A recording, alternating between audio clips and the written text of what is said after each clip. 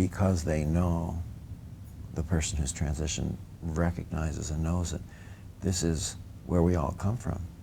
This is where we all belong. And that's the only sadness. She found herself passing through the first two layers of people, of spirits. She doesn't really recall what they are. She went through the third layer. She remembers that one because that was the only one that was uncomfortable. It was awkward. That's probably not even the best word. It was uncomfortable. It was the layer of the people who did the only thing that you can do to interfere with, as she best understood it, God's plan. Mm-hmm. And that was to take your own life. Mm-hmm. Suicide. Yeah. And she knew that those beings were interrupted in their ascension. Mm-hmm. What she couldn't tell was whether they were there in that place forever, mm-hmm. or whether they would eventually resume and continue their transition. She feels that it's the second. It was uncomfortable for her to pass through and uncomfortable to be on, but she did then transcend that. And as she continued that ascension, she found herself suddenly being almost pulled or gliding without walking, without moving her feet, and yet gliding in a direction towards a bright light. She saw all these people around her, which she knew. She knew them from this lifetime, she knew them from other lifetimes. She knew, well, we knew, when we're there, we seem to know entirely exactly who we are, who we're speaking to, who the other person is from a look. I don't mean male, female, something, but we just know each other's essence. Mm. And as she was seeing and discovering that, she found herself being glided down this lane. It didn't feel like a tunnel, it felt more like a lane to her. It was this very, very, very bright light. She didn't want to look at the light because it was so bright that she was afraid that it would hurt her eyes, but she found herself compelled to look, and it didn't hurt at all. And as she was brought closer and presented before the light, she knew that this was home, this was where we all come from and to where we all return. And suddenly there, her life was laid out before her. And she knew it was a good life, yet there was no judgment. And she became imbued with the secrets of the universe. She knew why the world was round, why the grass is green, why the sky is blue.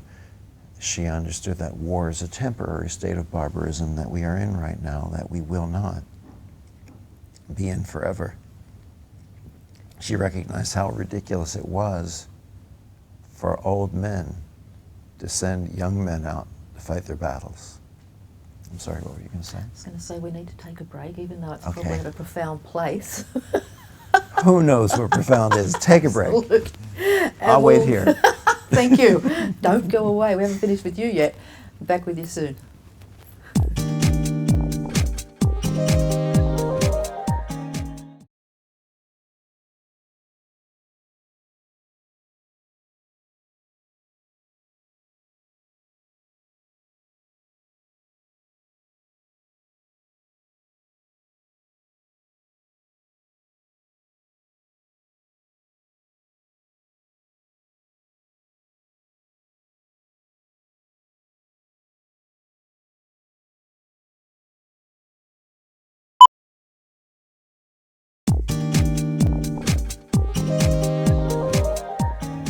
Welcome back, and we're here with Dr. Eric Pearl, and we were hearing about the journey of your mum.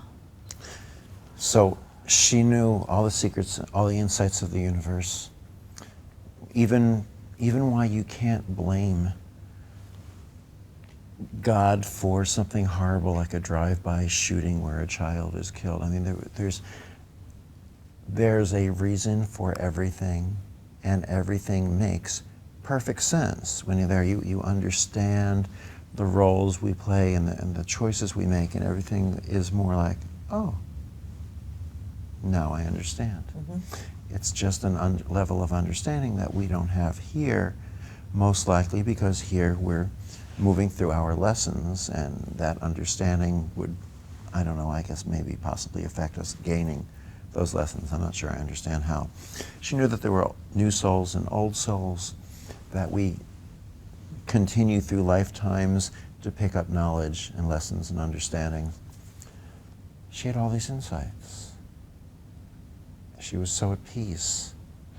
It was the perfect place to be. And suddenly, she found herself coming back. She did not want to come back. Mm-hmm. Hear that a lot, don't we? For all the fighting and the struggling she'd put up to not die, now she didn't want to come back.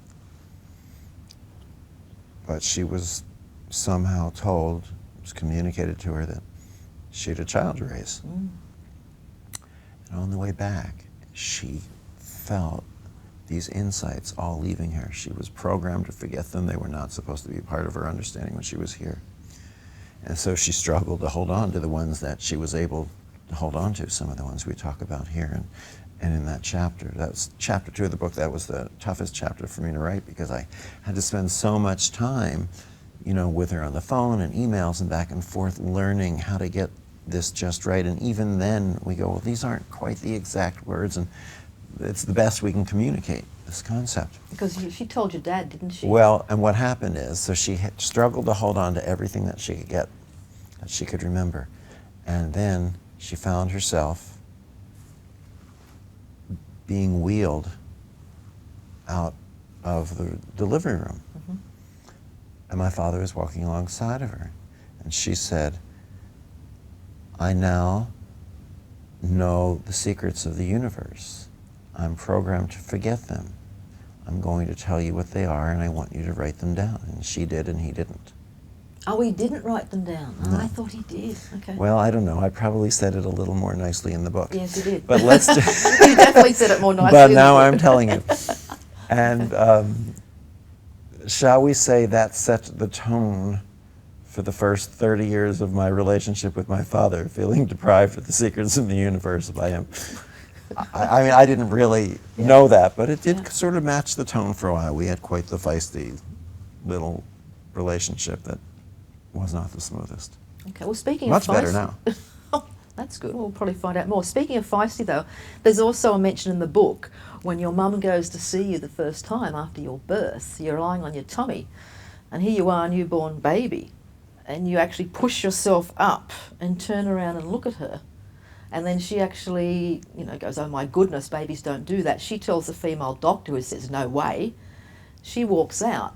And then the female doctor, she's a female doctor, say, you can't do that. And you were doing it again. Apparently, yes, she saw me do it, and the doctor said, you're not supposed to be able to do that. Yeah. No, I don't know what that means, because I can't do it now. Retrograding, okay. Where does that lead to with all the questions? I sometimes say there's so many questions, where does one go? Are you able to explain what the reconnection is in, say, a sentence? It reconnects us. No. Okay. And 2 it sentences. reconnects us. It's a process that reconnects us to our original fullness. As human beings. Original, I don't mean when we were individually born, I mean as we were originally placed here on the planet, and or, yeah, I would say that. It's a difficult concept because there are so many levels to this. One, I mean, we call the book The Reconnection because the reconnection is this umbrella process. Reconnective healing is what we call the healing portion of this. To reach and attain this level of healing, everyone experiences some degree of that umbrella of reconnection.